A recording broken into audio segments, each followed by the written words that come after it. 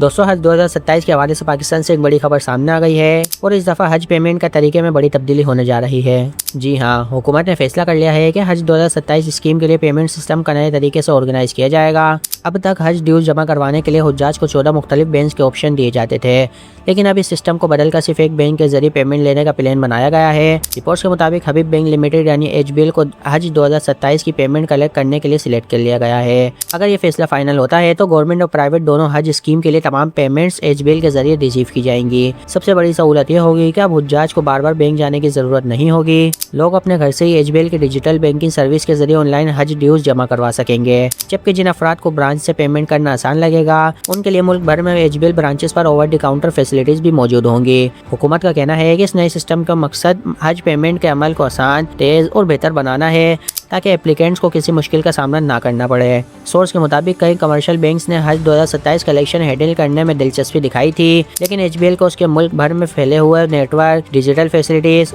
और customer service की बुनियाद पर सिलेक्ट किया गया है। अब मिनिस्ट्री ऑफ रिलीजियस अफेयर्स और हबीब बैंक के दरमियान एक रस्मी एग्रीमेंट जल्द साइन होने की उम्मीद है, जिसके बाद एचबीएल हज स्कीम से मुतालिक तमाम फाइनेंशियल ट्रांजैक्शन की जिम्मेदारी संभाल लेगा। इसके अलावा खबरों के मुताबिक गवर्नमेंट हज स्कीम के लिए एप्लीकेशन का अमल अगस्त के दरमियान शुरू होने का इम्कान है, जबकि कंप्लीट शेड्यूल जल्द अनाउंस किया जाएगा। ये डेवलपमेंट उस वक्त सामने आई जब मिनिस्ट्री ऑफ रिलीजियस अफेयर्स पहले ही बता चुके हैं कि 2027 से 2030 तक हज के लिए रजिस्ट्रेशन की तादाद 3,81,000 से ज्यादा हो चुकी है। पाकिस्तान को हज 2027 के लिए 1,69,210 हुज्जाज का कोटा दिया गया है, जिसमें गवर्नमेंट और प्राइवेट दोनों स्कीम शामिल हैं। अब देखना ये होगा कि एचबीएल के जरिए नए पेमेंट सिस्टम किस तरह काम करता है और क्या ये फैसला हुज्जाज के लिए मजीद आसानियां पैदा करता है। आपकी इस सब के बारे में क्या राय, अपनी राय में कमेंट्स में जरूर बताएं और इसी मजीद इन्फॉर्मेशन के लिए हमारे चैनल को सब्सक्राइब करना शुक्रिया।